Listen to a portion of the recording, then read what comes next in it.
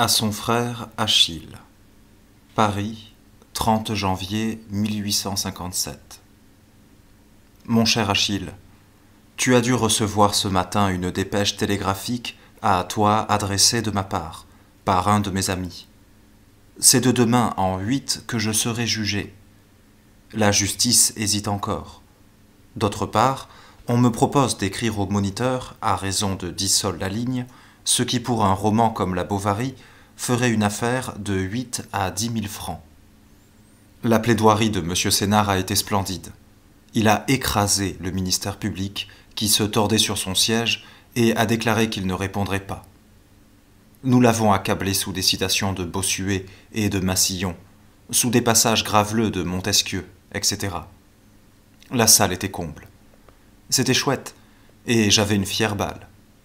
Je me suis permis une fois de donner en personne un démenti à l'avocat général qui, séance tenante, a été convaincu de mauvaise foi et s'est rétracté.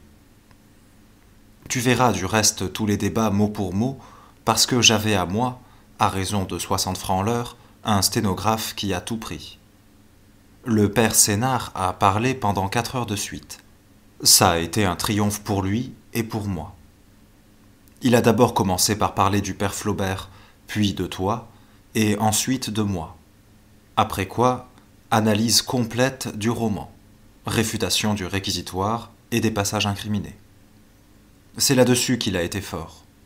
L'avocat général a dû recevoir, le soir, un fier galop.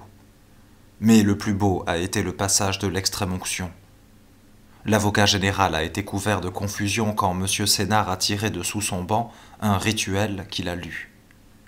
Le passage de mon roman n'est que la reproduction adoucie de ce qu'il y a dans le rituel. Nous leur avons foutu une fière littérature. Tout le temps de la plaidoirie, le père Sénart m'a posé comme un grand homme et a traité mon livre de chef-d'œuvre. On en a lu le tiers, à peu près.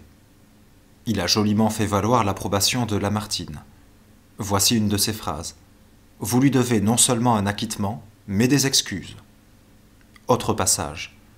Ah, vous venez vous attaquer au second fils de M. Flaubert. Personne, monsieur l'avocat général, et pas même vous, ne pourrait lui donner des leçons de moralité. Et quand il avait blagué sur un passage, je n'accuse pas votre intelligence, mais votre préoccupation. En somme, ça a été une crâne journée, et tu te serais amusé si tu avais été là. Ne dis rien, tais-toi.